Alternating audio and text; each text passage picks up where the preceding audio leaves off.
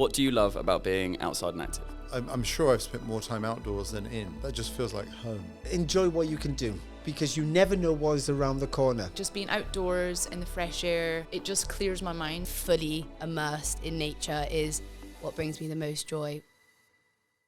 Welcome back to the Outside and Active podcast, where this week my guest is David Birtwistle. As well as being a social media personality, David is an online health and performance coach. He has also appeared on the popular Netflix show Too Hot to Handle, but is now turning his hand to the world of ultra running. David is taking on the Race to the Stones, a 50-kilometer ultra marathon race. He has been documenting his transition to running and his training for the ultra marathon on his social media. David has a decade of experience in the coaching world. He's played rugby and he's big into his strength training. But how's he going to fare when he turns his hand to ultra running? We're going to ask him all about his training, what he's looking forward to, what he's maybe not looking forward to, all in this episode. And we're looking forward to chatting to our guest this week, David Birtwistle. David, how you doing? What's up, man? I'm all good, thank you. We're here, and we're looking forward to chatting about something really exciting you've got coming up soon, and all sorts of other things. But before we jump into that, I'm going to offer you a piece of advice, and it's not from me, it's from someone who's been on the podcast before, and they don't know who they're leaving it for.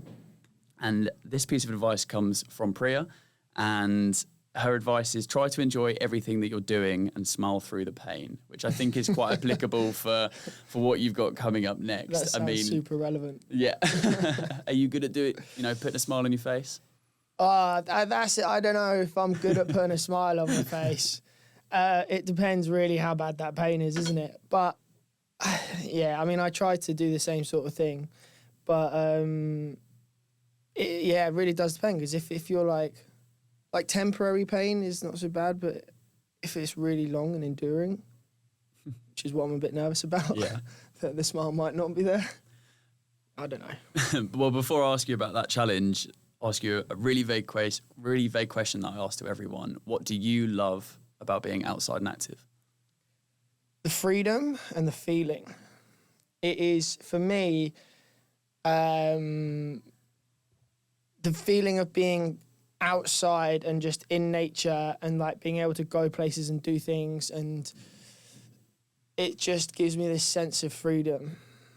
And then the active component to that is like, I have to move my body. I'm a Labrador. I'm basically like a dog, right? You have to get the energy out of the system if you want me to relax. Otherwise, I'm just going to go a bit mental. So, I was just on holiday with my fiancée, Hazel, and she wants to go and lie by the pool. And I've probably got about an hour of that before I get, irritable. However, if I've run 10K, 15K, 20K beforehand, I can chill. You've got that out of your system. It's like all that energy's gone and I can just be in a calm space. So yeah, freedom, peace, tranquility, internal peace, all of those things. You mentioned being away. Congratulations. Thanks, man. It was an amazing video, really cute video, and what seemed to be a really poignant place as well for Hazel. Yeah. No, so for context, if for everyone listening, I just proposed to my now fiancée Hazel Wallace, aka the Food Medic. If you see her on Instagram, you should definitely follow her because she gives out amazing advice. And we went to Rome. Her parents got married in Rome. Unfortunately, her father's no longer with us. He passed about 15 years ago. But we went to the church where her parents got married. And so I thought, this is the perfect place to propose to Hazel. And you literally don't know, but about 2 minutes before the video, she was in tears because she's so sad, obviously about her dad and stuff. And I'm thinking, oh my God, it's now the right time. Should I really be doing this? But yeah, so the good news is that, I committed. It was the scariest moment ever, but, you got to take a leap of faith. And she said yes. And so I feel very blessed. How far into the holiday was it? Was it one of those things where it was right at the end and you were waiting the whole time to do day it? two. Oh, okay. Day so two. I was like, we've got to do this, straight away. And that way we can really enjoy the rest of the holiday, I knew you were saying beforehand that, if she wants to go and sunbathe, you need to go and get your exercise out. But there are times that you go to the gym or go for a run together as well? Yeah. Loads. So we ran day one in Rome, the day I proposed. Actually, we ran in the morning. We ran around Rome. So we went to see the Colosseum. We went to see the Trevi Fountain. and also the Spanish Steps. So I created a little 8K, 9K, maybe 10K route on Strava. You guys can see it on Strava now if you search it. Rome Sightseeing Tour on Foot, I think is what I call it. And so, yeah, we ran that together. And then we were down in Sicily and we ran 17K together as well around, it's called Mount Pellegrino, I believe. So, yeah, we run together quite a bit. But sometimes, you know, our goals are slightly different. So sometimes it'll be that I need to do other things which aren't really aligned with what Hazel's doing. And she needs to do things that aren't really aligned with me. Like, I don't train my glutes as much as she does. And, you know, sometimes I'll need to run faster than is the right pace for her. And traveling, when you're traveling, running's a good way to actually see everything and experience everything, and whilst also getting you running. Absolutely. I love it. It's such a great way of doing things. And also, like, we went at about 8:30 in the morning, which meant that there was not very many tourists. And for me, that's a great idea as well, because, you know, who likes to be in queues? Who likes to be in massive crowds of people? I'd rather just get up, get active, go get it done, go for a jog. And then, yeah, not only do I feel good, but we've also done all the sightseeing bits early. So let's come on to what we've been hinting at throughout. Race to the Stones. You're taking on your first ever ultra marathon. Yeah. I can see your face. It's smiling, but there's a bit of pain behind it. There's pain behind the smile. So why that event? Why an ultra marathon? Tell me about it. So Race to the Stones is like one of the best supported ultras. Like, a lot of people choose to do that as their first ultra. From what I understand, there's lots of aid stations. There's lots of people kind of looking after you. So as far as like kind of easing you into it, it seems like a logical step. It's also in the UK. It's about, I don't know, an hour, 2 hours away from where I live, which makes it convenient. And the route is supposed to be really pretty too. I believe that it's like the oldest route in the UK. So it's pretty cool. So yeah, that was it in terms of like choosing this event. But then why an ultra? Challenge, really. It's a new challenge. It's an interesting one. I mean, for context, like, I was a rugby player then, so all my training was around power. Like, I was a winger, so I was all about speed. And then after I didn't, unfortunately, go pro, I just did like bodybuilding type training, right? Like bits of CrossFit here and there, and I like to kind of keep fit and active, but never ran for distances. And I did a marathon once. It was in lockdown, and I'd been like jogging a bit, and I was like, oh, I'm just going to do a marathon, right? Can't be that bad. It was so bad. It was so uncomfortable. I remember thinking, oh, this is fine. Like, the half was absolutely okay. And then I got to about 30K and then just like fell off a cliff, right? In hindsight, I completely understand why.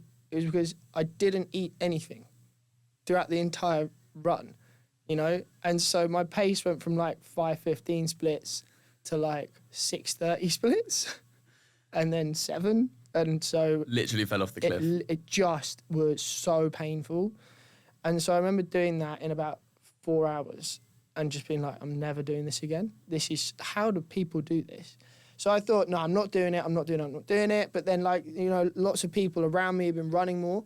And so I'd just been kind of like eased into it. And actually, Hazel did the ASICS 10K last year race.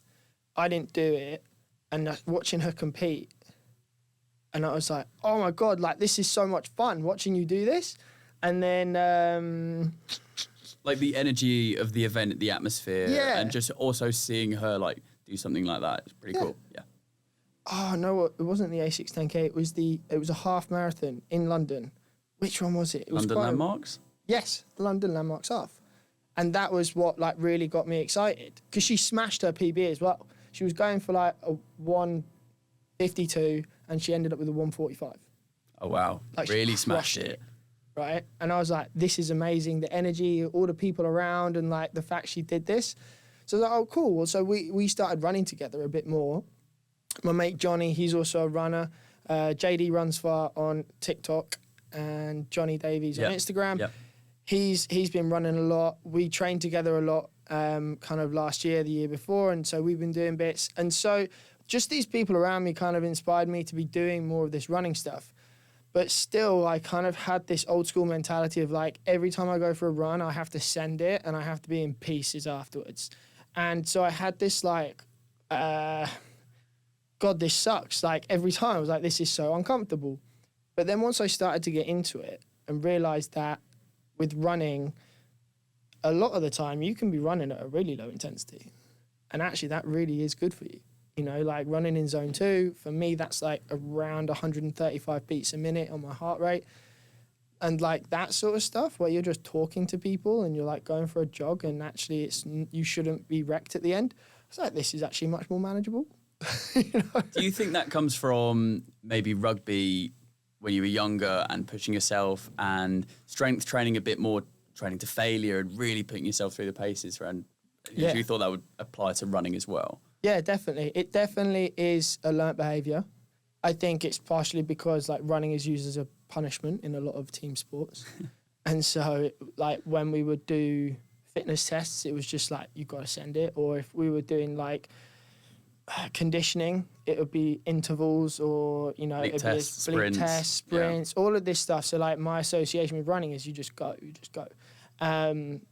So I think that's where it kind of comes from, definitely. So it seems like you had the transition of running that a lot of people seem to experience. If you start doing it because like, you're kind of mainly doing it during lockdown, and then you were sort of felt like you had to do it, and probably then looking at times and trying to really focusing on times and distances, and then finding out that, oh, okay, well, I can have my easy run. I can then also push myself in interval training and tempo runs, and also have those long runs in there as well, and really mix it up. It seems like you had that kind of transition. Yeah, it's been really nice actually to have that, because it's meant that it's much more manageable in terms of like energy output and stuff, and also fatigue, balancing my other training. And it's just made it so much more enjoyable. And so now when I'm like posting stuff on Instagram and people are like, how do you have the motivation to do this? Like running so hard. I'm like, guys, it's actually not that hard if you just do it at the right intensity. Like if you do zone 2 running, it's actually like quite enjoyable, you know? And you can run with friends and literally talk to them whilst also be improving your running. Yeah, exactly. It is good. It is good. And the thing that I found so cool about it is that as soon as I started to talk more about running, the kind of the community of people that also like running have just been like, hey, oh, you like running, I like running, like, do you want to do this thing? And so it's just been like very welcoming as well, and very friendly, and there isn't really an ego. I've not come across people that have got ego, which is really cool. Super friendly community. Yeah. I've found that a lot, and that is quite refreshing coming from a weightlifting, rugby, CrossFit background, like kind of fitness industry background where It's a bit different. it is a bit different. Yeah. It was interesting you said about Johnny, because I know that he does a lot of he weight training and also running as well. And I guess that's probably still what you're doing. Yeah, it's still what you're doing now. How do you balance that? You know, obviously you've got to try and get a certain amount of miles, especially now you're training, miles in the legs a week, but also wanting to maintain your as much strength training as you can. Yeah, it's an interesting one, because this is the first time I've been really trying to balance both of them. One of my fears when I started to run more was that I didn't want to lose the physique that I've built, right? Because it's taken me like 15 years to kind of get to this point where I can maintain roughly 92 kilos body weight at 6 foot. And so that was one of the concerns I had. So the key thing was for me switching my leg training to be non-hypertrophy focused. So that strength, the kind of resistance training I was doing with my lower body was much more unilateral work. So not really squats and deadlifts and leg press, but more like lunges and step ups and Cossack squats. And so unilateral movement, single leg exercises, much more along like stability work, balance, making sure that the joints are stable. And so as a result of switching from hypertrophy to the training I just described, it's meant that my legs aren't actually getting as fatigued, right? Because you don't want to go through a heavy leg session and then the next day have to go and No, exactly. do your long run. Yeah. It's like, you know, if you do a big squat session, for example, a big hypertrophy leg session, then you're like 3 days, 4 days where you're actually like, you can't perform as well.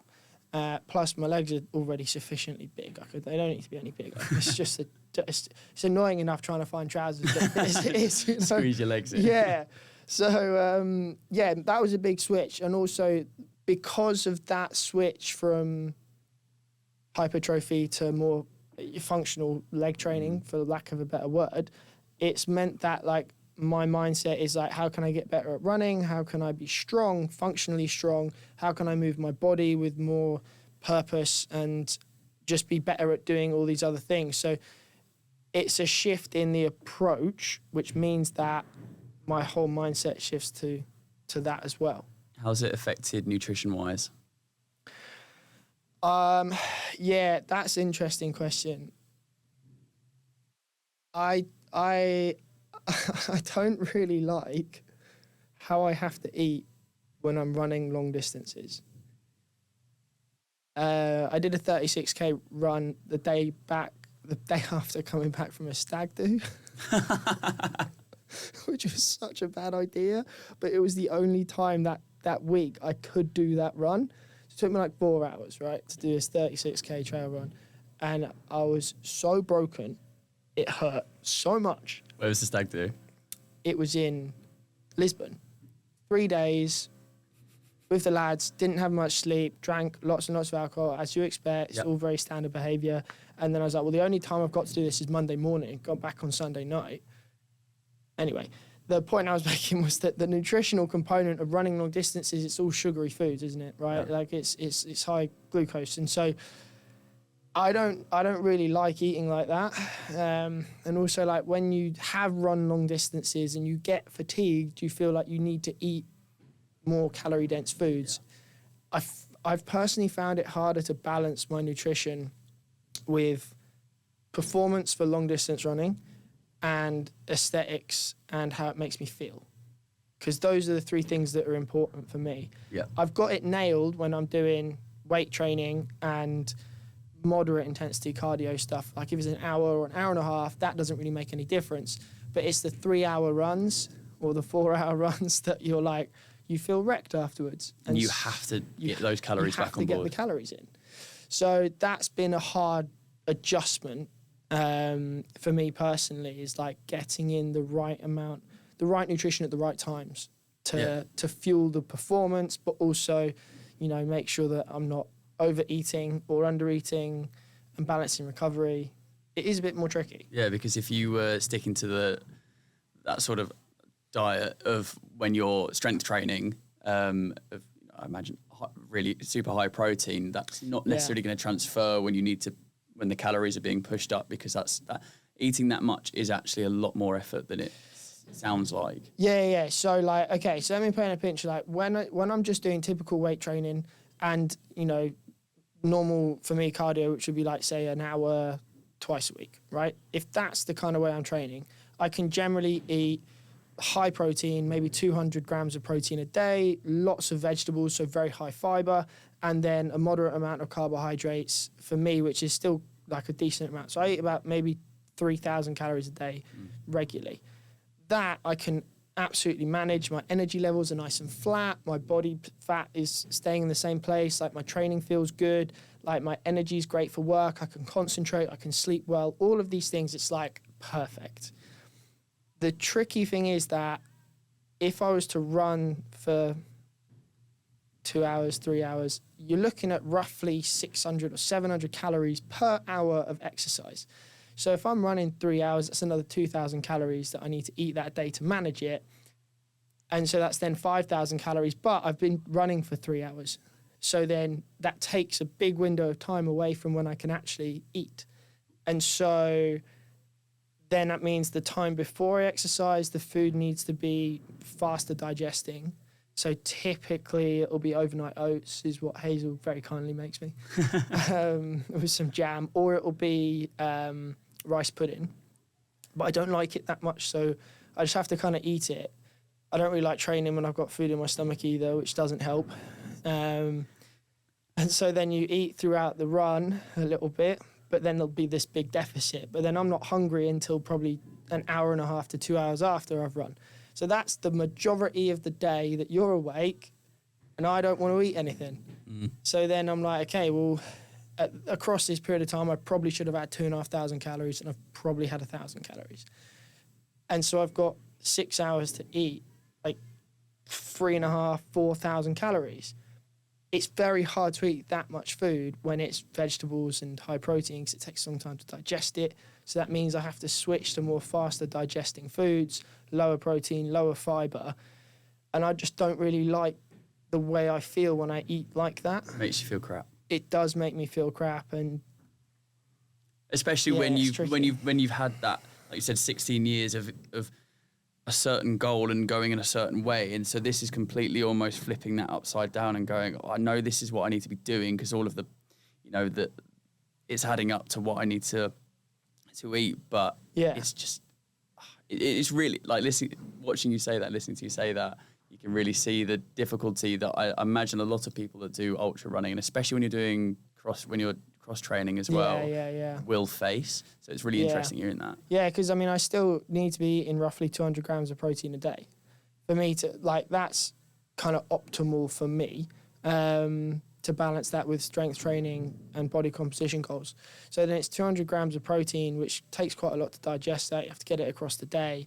And then from a carbohydrate perspective, like if I need to be eating, let's say, a lot of carbs, like 350 grams, 400 grams of carbohydrates a day. And that's a lot. That's a lot of food.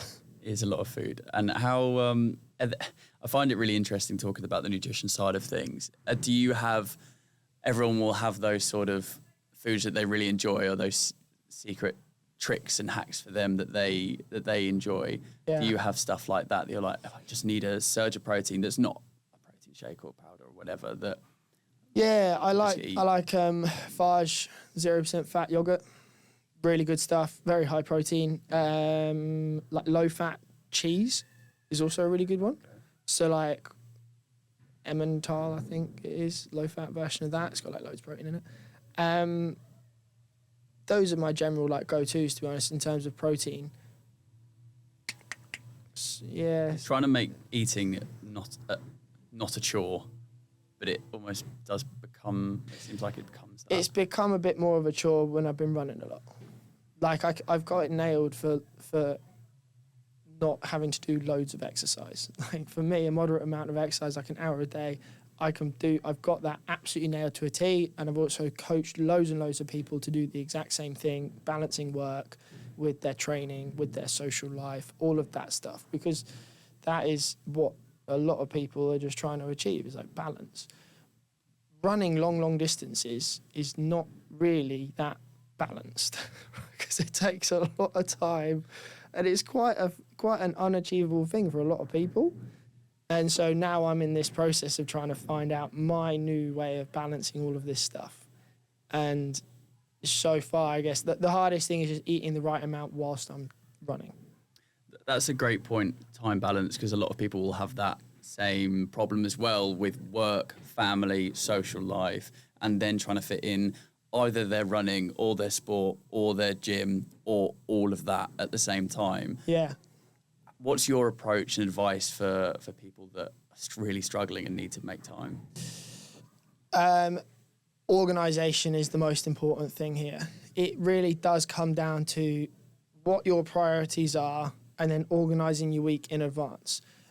Lots and lots of people think they have no time because everything is done as it happens, rather than proactively being like, okay, I need to do 3 training sessions this week. I need to go to work for 40 hours. I need to eat 15 meals Monday to Friday. I need to, look after the kids at this time. I've got a date night at this time. I'm going to see my mates on this day. Like, how do I fit all of this in? And what most people do is they know they've got to be at work between 9 and 5, and then everything else just sort of fits in around that. Whereas, like, if you want to be a super high-functioning individual and get everything done that you want to get done so that you're proactively moving forward in all areas of your life, then getting your diary organised is, like, the most important thing. It's like, had I not put into my diary that I needed to do the run the day after the stag do, would I have done it? No, I would definitely not have done it because I was in such a bad way. But I had to get it done because it was the only time I could have done it that week. And it's kind of just that simple. It's like the first thing is just getting super organised. The next thing after that is going to be super critical of what your priorities are. That's the thing that a lot of people give everything the same value until push comes to shove, and then they just choose the thing they want to do more. Whereas, like, if you're really critical of, like, what the things are that you need to do, what those priorities are, and then not the thing you want to do the most, but the thing you need to do the most, that will then really help to organise, and then you can get everything done. Where does your motivation come from? Not wanting to be a failure. In the simplest terms, it is, I want to be capable, I want to be able to do anything, right? The motivation is like, people ask, like, how do you keep going whenever you're doing anything? And I'm like, because in my head, I'm like, this is uncomfortable. And then the other side of my brain goes, don't you stop, you little bitch. Yeah. Just keep going. Just keep going. Like, that it's literally that simple. It's just my brain telling me, you can do it, you can keep going. And I just don't want to be seen as weak. I don't want to give into it, because I see that if I start giving in when something's uncomfortable, then that's going to radiate out into everything else. That's going to, when work's difficult, I'm going to be like, I'm just going to take a day for myself. Like, I'm my own boss. No one tells me what to do at work. So if I want to take a half day or a day, then I could do it. Yeah. But it's a really slippery slope, because then, well, you know, what if my relationship gets tough? Am I just going to walk away? What if I'm in a difficult time doing something else? Like, every single day, I believe that we are put in positions where we make decisions, and every time you make a decision, it reinforces a belief in your head. So if I repeatedly do actions which reinforce the fact that I can do anything, then I'll continually believe that I can do anything. However, if given the same opportunity, I take the route which is easy, I'll continually reinforce in my head that I need to take the easy route. And it really is just, it's as simple as that. So there will be times when you're running this ultra that you'll be thinking, why am I doing this? This hurts too much. There is the option for me to just stop running, or stop moving forward. Yeah. You have to have, as well as a certain level of physical standards to be able to do an ultra, the mental side of it has been massive. What have you learned about the mental side of running? It's an elongated version of the same conversations I always have, because it's over a longer period of time. They just kind of happen more often. The internal conversations of like, oh, this is uncomfortable. Oh, is that a little niggle? Oh, does my foot feel okay? Oh, did I step on a rock? Or like constantly these little things in your head. And every time it's like an opportunity for you to just like stop running and start walking, or just stop completely. I guess it's just more testing, isn't it? What might be slightly different with running is that in the gym, if it gets hard, there's a slight level of, I guess, you can change your workout, you can take a longer break between sets, you can do different things, whereas with running, it's one foot in front of the other. It's the same thing for hours on end. How do you deal with that monotony? Are you headphones off, headphones on? Yeah, that's interesting. I've always run with headphones until the day I came back from the stag trip. And I knew I felt terrible, right? Like, I was literally the first kilometre I felt sick, right? I was like, this is going to be so bad. I've got 35 more kilometres to do and I feel this bad already. I was like, right, well, you've put yourself in this situation, so make this as hard as it can possibly be, and then the ultra will be easier. So I was like, I'm not wearing any headphones today. So that race, in my head, was a race. That 36K was just a mental, it was a mental challenge to me of like, you feel terrible. Like, I felt worse starting that 36K than I did after the marathon. Wow. That's how crap I felt. Just no energy whatsoever. So I was like, right, well, you don't deserve to wear headphones. You don't get headphones today. And that was the mindset of it. And so I was like, right, I just need to go and get it done. And then, yeah, it sucks. And every time I wanted to stop, I was like, right, I just got to keep going, just got to keep going, just got to keep going. And so like doing that, because it was so like uncomfortable, I was like, right, well, the ultra can't be this bad because I can run a half marathon and not feel that bad. So I'll probably feel better than I did running that 36. I imagine you're tapering at the moment. You've been through Yeah. that process. Did you know? Because I remember not really realising what that was and why it was important. But how has that been? Yeah, it's been good. Yeah, it's been fine. This is because the ultra's on Saturday, so we're 5 days out, which means that this week is very calm. I'm going to go to the gym this afternoon, do upper weights, and then I've got a 5-6K gentle run on Wednesday, and then that's it this week. Yeah, I mean, for anyone nice. listening to tapering that doesn't know what it is. Tapering is when that time period before the race where you're not actually going to get any better, or what you might do is actually just accidentally injure yourself, and it just lets your body recover a little bit before. Yeah, essentially, like when we train, our body goes through a period of stress, and so you are essentially breaking down your body when you train. Training is a stress to the body. It's a positive stress because your body adapts to it in a positive way. But when you do that and you build up the distance of your running or your weightlifting or whatever, then your body becomes more and more fatigued. So then you need to allow the time for that stimulus to decrease and the body to rest and recover, and then you get super compensation, which is essentially where your body's like, I need to be better at the thing I've just been doing. I've now got all the energy to be better at it, so I'm just gonna recover and get better. So essentially now I've been kind of deloading the past 2 weeks sort of, but now my body should be super fresh, right? So come Saturday, I should feel amazing. I should feel like I'm just bouncing off the walls. I've got all this energy. My legs feel great. And like mentally, I'll just be in a really great place to get started. So yeah, that's basically what we're doing at the That's moment. definitely better than coming back from a 3-day stag do. Yeah, Don't absolutely. want that. Do you have a game plan for the 50K? I need to not run too fast. That is absolutely the biggest thing for me, because I know, and anyone else that's done a race or any sort of competition, you're like hyped and excited and the adrenaline's going and you're like, a 4:30 split feels fantastic. I could definitely do this. And then you get a half marathon in and you go, no, that was the wrong strategy. So I would like to be able to do 50K in 5 hours, which is an average split of 6 minutes a kilometre. There is ups and downs. So I don't know if that's really feasible. 3,500 feet of elevation. It's quite a decent amount of elevation, that, isn't it? Yeah, so I don't know if this is going to be feasible. I've never done a distance with that much elevation over that period of time. That's a good point. So training's been like... I live in Clapham, so it's not that hilly.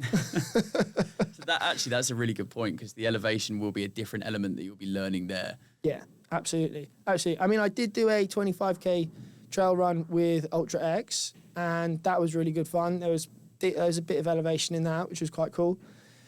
So yeah, it's just going to be really interesting. So the game plan is don't run too fast. On the flats, try and like get a comfortable pace. It's more like I just don't want my heart rate to be too high. Yeah. I'm going to try and keep the heart rate at 140, 150 at the top end. And then the other strategy is eat a lot. That's the thing I need to remember.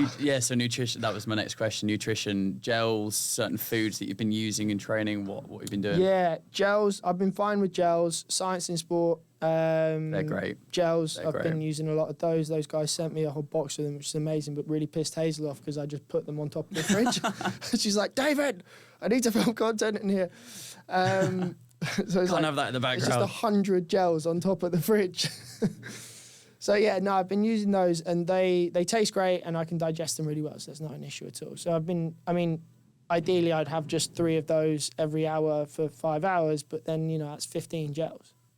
It's quite a lot. Is there something at the aid station that you'd look at and go, I mean, you won't know until you see it, but that is just what I need right now, whether it be sweet or savoury or something? So flapjacks is my strategy. I have done, on the 36K, I did Soreen malt loaf, which is it's an old school favourite of mine. My mum used to give it me in my lunch boxes. Same. Delicious stuff. So good. But it's not quite as delicious when you don't eat it with butter and you're super tired and it's really chewy. It's thick, isn't it? It's thick, dense. So I kind of got put off from that. So I'm going to go with the flapjacks, the little, like Sainsbury's do like a tub with the little bites. So I'm going to map that out. That's good. Because I need to try and get 60 to 90 grams of carbs an hour. So I need to figure out how many of those bites I need to eat an hour. So that's going to be my combination of gels and flapjacks. Salt tablets? Yes, loads. I'm a heavy salt sweater, which is really annoying. If I'm It is honest. annoying. I'm a bit like that as well. Oh, yeah. I didn't realise it was such an issue until recently. Last thing you want is cramping up. Yeah, so that was the thing. Like when I did that 25k Ultra X trail run, I was thinking it's only 25k, but I can run a half marathon in like an hour and 40, so this should be fine. And we got to like 22k, and all of a sudden I was like, oh no, my muscles are not working properly. They started, like, all my adductors started to cramp, and I was like, I've absolutely bottled this. So luckily I was running with Johnny, and he had like a pack of salt chews. I was like, mate, I can barely walk. Can you just give me these sweets?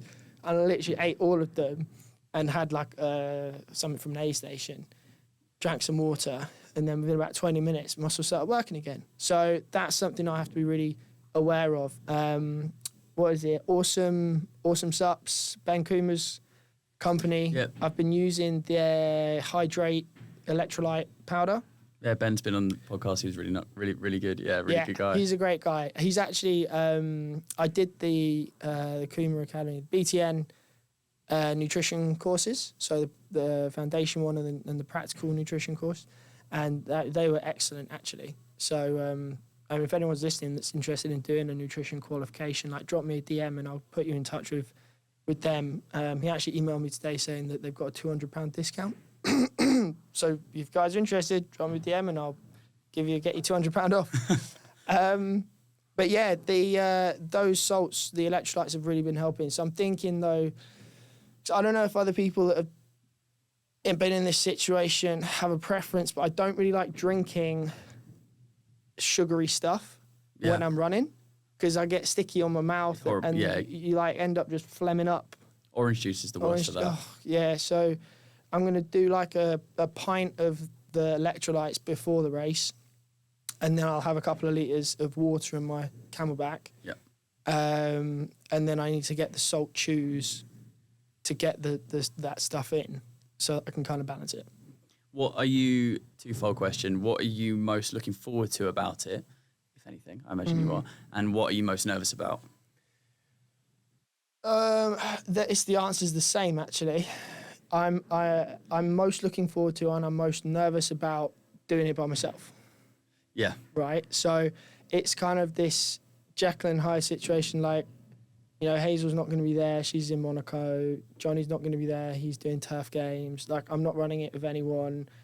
You know, there'll be people there that I might bump into that I might know. But, like, running that distance by myself, unsupported, essentially, technically not unsupported because there are aid stations and stuff. I get what you mean, though. I get what you mean. I'm not doing it with other people. No.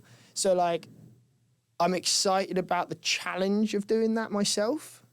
But I'm also not really that excited about doing it by myself because when I finish, I'm just going to be stood there like sick.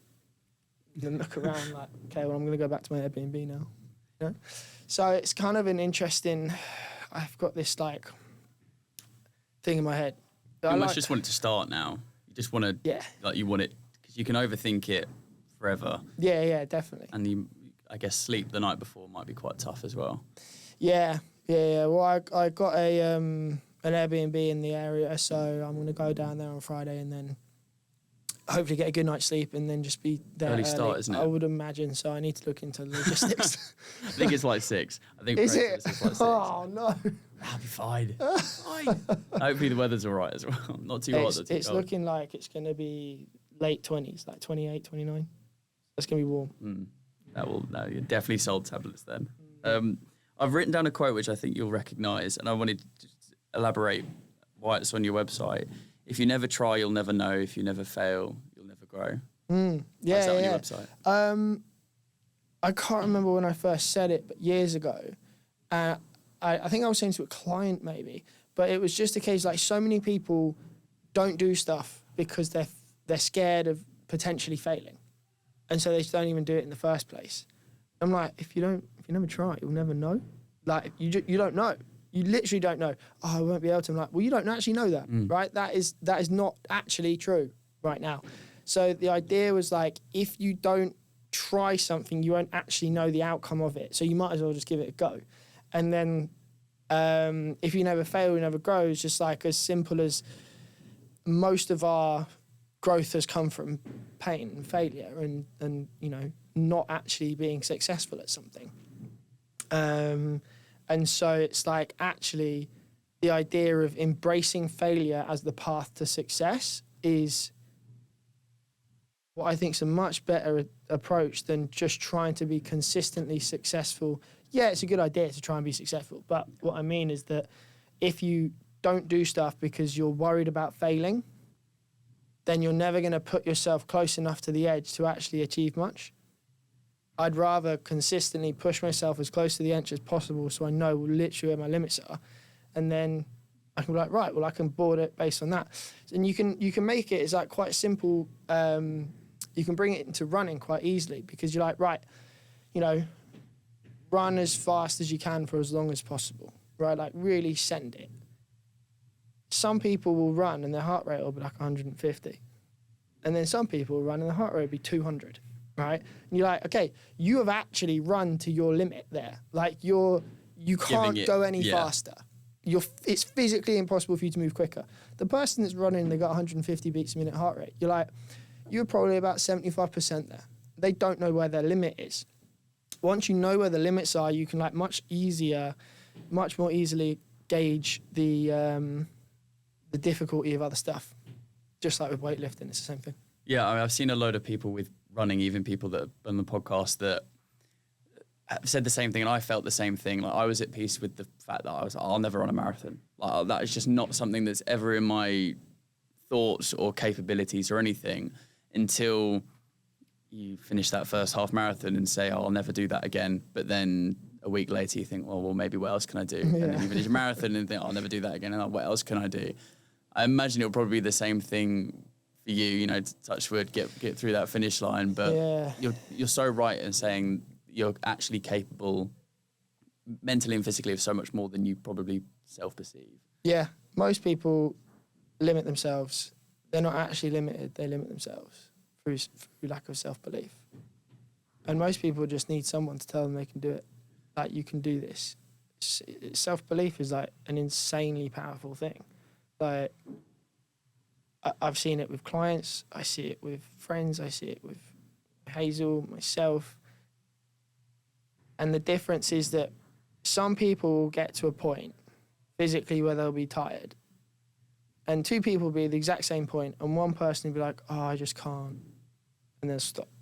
And then the other person will be like, I can do this. And then they'll push on and they'll get a second wind and then they'll do X, Y, and Z. Yeah. And it's like, both people, exactly the same situation. One person says no, the other person says yes. And that's, I think, the biggest change. That happens in running so much, both ways, that you can feel really good and then 5 minutes later you feel like you just never want to run again. And then the other way around, exactly what you just said, you feel a bit rubbish and then just push through that next couple of K and then you feel like brand new again. It's really strange. Really strange how that works. Yeah. Yeah, weird thing. From talking to you, clearly, such a passion for getting active, being active, putting yourself through difficult situations. But it's a passion, but it's also something that you do professionally, and you support people and you coach people. Yeah. And it was what you were educated in as well. What made you want to make that, you know, a passion from, you know, being sporty younger, but then actually turn that into a living and a way of supporting people? Yeah, I mean, so I've been working as an online health coach 6-7 years. Been working as a PT since I was 21, so I'm 33, so what's that, 12 years. The thing is just, I've seen, even when I was younger, what the benefits are of being healthy. And I've seen what can happen when you're not very healthy, you know. And as I get older, I'm much more aware of the longer term because I see my parents and, you know, the quality of their life, or not so much the quality of their life. And, you know, I was just always been interested in health and fitness because I was active as a kid. It was just like a thing that I just did. And then when I see people that have issues, be it relationship with food, be it weight issues, be it, you know, insecurity about going into the gym, self-confidence issues, all of this stuff. And I'm like, I've got the answers to your problem. I know how to help you. When they trust in me and trust in the process, it is so rewarding. It's incredible. It's also incredibly infuriating when they don't. And I completely understand it. I completely understand it because, like, if you were to write down the process on paper, it's quite shit. Like, the actual process of, like, what people go through from being, say, really unfit and quite overweight to being just moderately fit and healthy, right? Like, it's painful and it's uncomfortable and it's challenging, and not just physically, emotionally and psychologically. It is challenging. Your lifestyle has to change, the way you set things up, the way you eat, all of this stuff. And as we just discussed, one of the biggest things is going to be your self-belief. And if you've always been in a position of unhealthy or overweight, then your self-belief is very, very low in your ability to be healthy. Because you're like, well, I've always been like this. I'm just one of the people that can't lose weight. I'm just one of the people that can't, I'm addicted to food, like the belief system. So that's when we're going, that's what I mean by it's hard, because you're like psychologically unable to change your perspective, and you need someone external to shift that for you. And that's why having a coach is so valuable, because that coach will be able to help you make that mental transition. You have to be internally the person you're going to become before you physically become that person. And that's the hard thing. That's the hardest thing. And that is the thing that can be really challenging, because, like, as a coach, I do all of the calls, all the consultations with our new clients. Even if I don't work with them, if my team work with them, I'll still speak to that client. And so they tell me their story, they tell me their history, they tell me what they want to achieve, they tell me all of their problems, and I feel for these people, and I'm like, this is great, like, we can help you, I can help you get from where you are right now, we can achieve all of the goals, everything you want. I know exactly how to help you do it. If that person doesn't believe they can actually do it, you're already at a loss. It doesn't move forwards. Yeah. And then I'm just like, it like saddens me. And I have challenging conversations with Hazel where I'm like, how can I convince these people that this is a possible thing? If they just believe in this, if they just committed to this process, then all of the things they don't want, we can stop them from happening. And all the things they do want, we can make happen. But I fully appreciate, having taken multiple people through that process, that it is hard. And as easy as we try to make it, like, the journey of personal development and internal growth and physical development is, it is a journey. And it's interesting how you say as well, like, it's a journey, it's a big psychological thing, because you're not trying to, you know, give a quick fix to these people for 6 weeks. You're trying to set them up so that they're in a better position for the rest of their life. Yeah, absolutely. I mean, my whole approach is education, understanding, empowerment. That's not sexy to sell. I remember I was working with a business coach, and he was like, right, you know, you should be doing 12-week programs. And they are easier to sell. I can tell you that from experience. They're so much easier to sell. 12 weeks. In 12 weeks, I can help you lose 12 kilos, right? It's achievable. It's manageable. The truth is, it doesn't actually help people in the long term. Most people are unsuccessful at losing weight over the long term because they don't learn how to do it. They don't know what the things are they need to do in order to sustain it. They don't make the changes to their lifestyle. They don't understand about food. they haven't shifted their attitude and mindset to the whole process to be a thing that they just do. They see it as a 12-week challenge. They see it as a diet. They see it as a thing that I need to do, not a thing I want to do. Yeah. Weight loss is a really easy thing to sell. In the fitness industry, it is, I would argue that it's probably the reason why most things are centered around weight, because when you're trying to sell something, you are selling a result. You're selling a I've lost this much. Exactly. Yeah, it's really tangible, right? You can be like, they were this size and now they're this size. They've lost 10 kilos. They've lost 10 centimeters off their waist. And then that's a super tangible thing to talk about. And it's visual. Very hard to like sell visually someone's mental shift with their relationship to food, or the way that they feel now versus 6 months ago. A lot of these things are subjective and non-visual. They are much harder to make someone believe that they can do it as well. So I do understand why the fitness industry does have this kind of focus on weight, because it's much simpler. But the truth is that for people, the real growth and the real benefit comes from having a guide to take you along a journey, right? That's basically what we try and do, is like, you know, my coaches are essentially guides that go along a journey with someone to get them from where they are to where they want to be, tackling their psychological issues, tackling any relationship with food, obviously their training, obviously their nutrition, all that stuff, but then like what do they need to have changed in their lifestyle to make this easier, and kind of guiding them along that journey over time. That is harder to sell.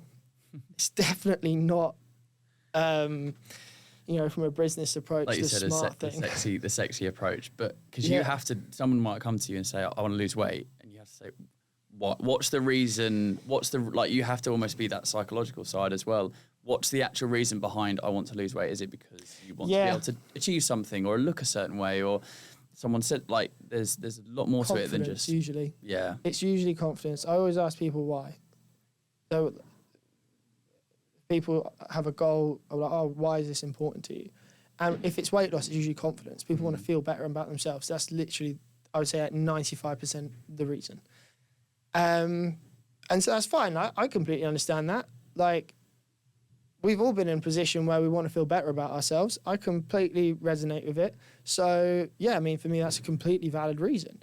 I guess the thing is that, like, along the journey of losing the weight, you do start to make the changes. And if you commit to the process for long enough, those changes compound, and then you can really make big, big changes. It's almost like the thing we want to do is get people to just take the first step. Just take the first step in the process. Make that step as manageable as possible. Make it non-intimidating. Make it achievable. And then once we've done that, let's just take the next step. And let's just keep adding onto these steps. And like slowly, we build and we build and we build. And then it's by doing that kind of step-by-step process that we actually make the big achievements. It's probably why I'm doing a 50K and not 100 or a 250. Because right now, the step from marathon to 50 is manageable and it's not intimidating. It's a little bit intimidating, but it's not too intimidating, right? Whereas if I'd done like a marathon and then go, I'm going to do a 250K race, then I'm just going like, that is completely unachievable. Yeah. It's the same with weight loss. And so like that's kind of what we're trying to do. And then along that journey of like, oh, you wanted to lose weight, but like, how good does it feel the fact you can now move better? How good does it feel your back doesn't hurt as much? How good does it feel that you went out and ate at a restaurant last night, didn't feel guilty about it? Like, how good does it feel that you have this energy now? How good does it feel that you're sleeping better? Like all of these things, like, oh yeah, no, that does feel good. This does feel nice. Oh, I like this. This is good. And we're like, cool. So let's move on to the next thing of like, let's focus on this. And then you can just add on to it. So that's why I mean it's a journey. It's not like the destination is the journey. It's like such a cliche, but now more than ever, I'm like super aware of this. Like life, it is, we're all going from birth to death, from A to B. And the destination is not death. It's not the end of the thing. The destination is every single day that we're doing something. And so like weight loss or running a race or training for anything or your job or your relationships, like all of these things are essentially the destination every single day.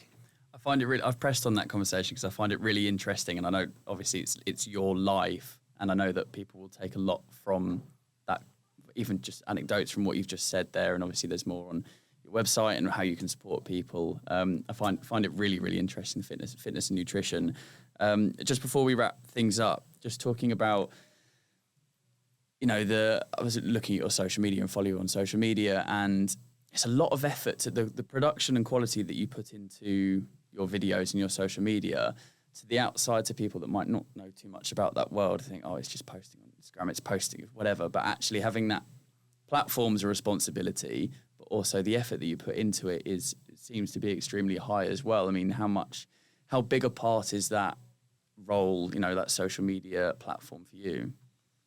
It's an essential component of everything I do. I have a love-hate relationship with social media, not going to lie. I can imagine. The interesting thing is that, like, if we look back to about even just 3 years ago, like Instagram was primarily a photos app.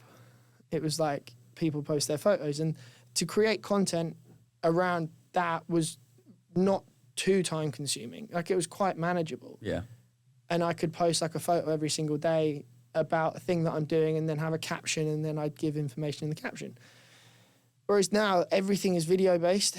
Video content is key, isn't it? So much more time consuming. It's actually incredible. Like, it's not like twice as time consuming. It's like creating a video could be like an entire like half a day or even longer to create it, depending on what it is. And the other thing is that the apps are even more competitive. So like getting the right hook, getting the right audio, getting the right algorithms script, and standing out from the crowd, Yeah. all of that type of thing. And it is, essential to what you're doing as well. Yeah, no, it is essential, which is why I have to do it. And that's where that love-hate comes in. Because even you just saying, I have to do it, shows that obviously you put out so much positive information, but also there's the drawbacks that it might not necessarily be the thing that you have to do. And then obviously you get, I imagine there's critique on social media and all of these things that come with it, but you have to do it. Yeah,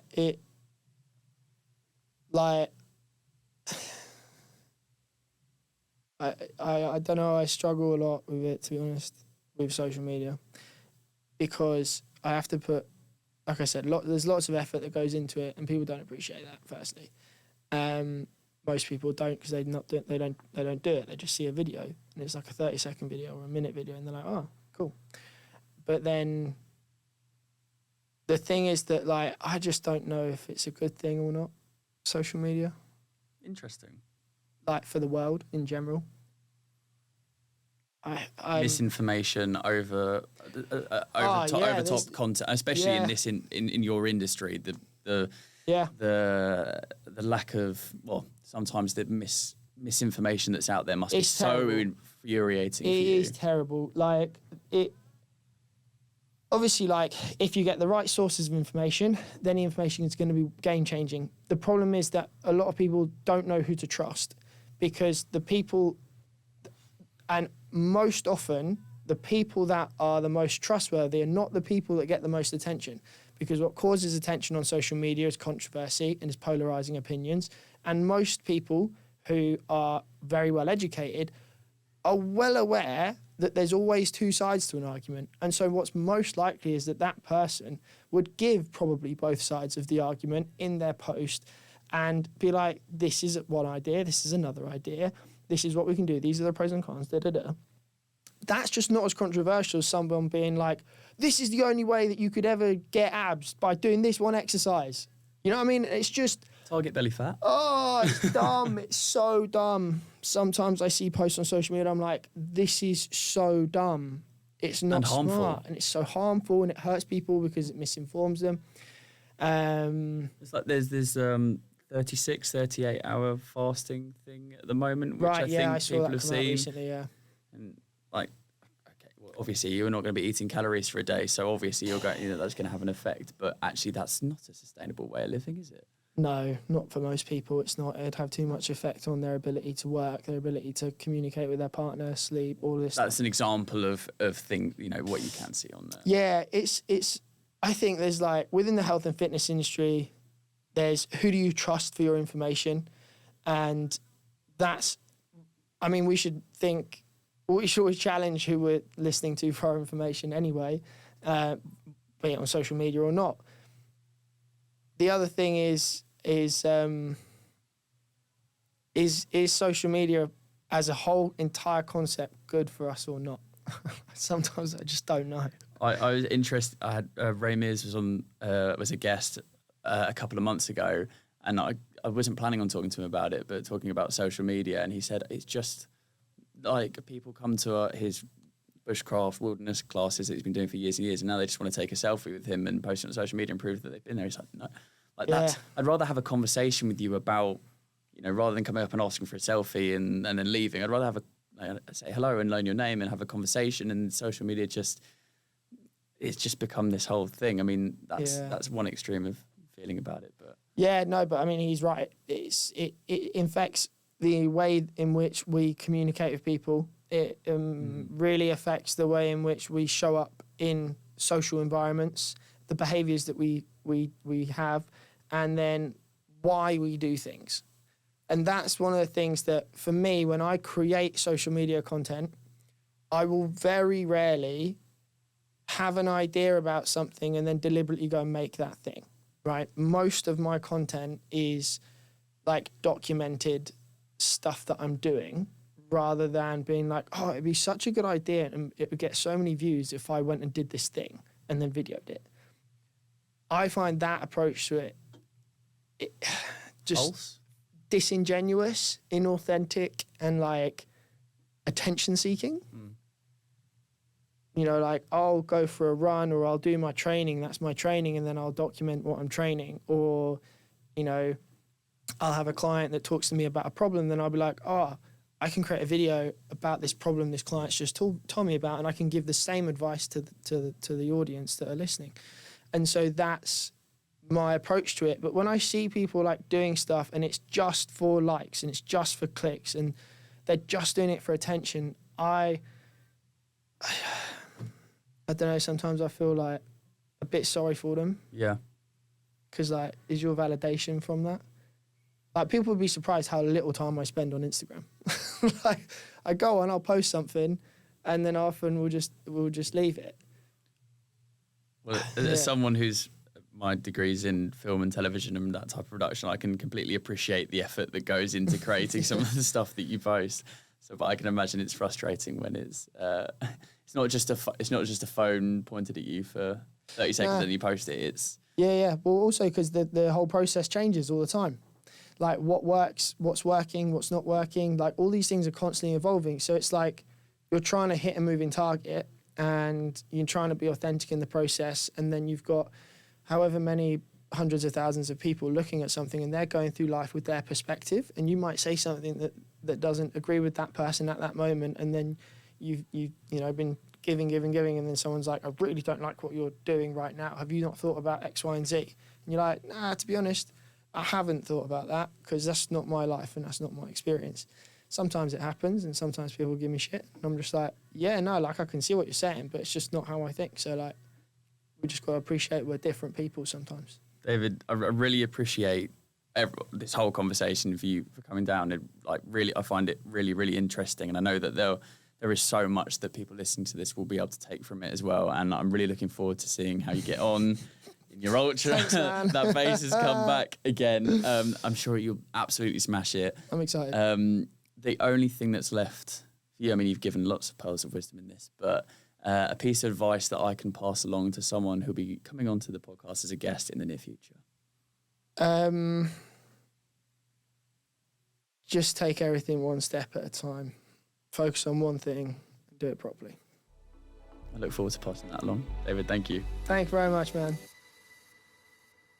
Thank you for listening to this week's episode with David. We're really looking forward to seeing how he gets on in that race to the Stones Ultra. Thank you, David, for coming down to the studio and recording, and we're looking forward to following along your journey. If you enjoyed listening to this episode, then please do share it with someone who you think would enjoy it just as much as you. We're really trying to grow this outside and active community.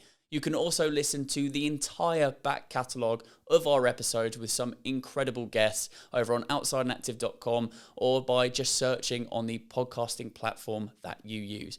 We'll be back next week with another episode and another fantastic guest. But until that time, enjoy the outdoors.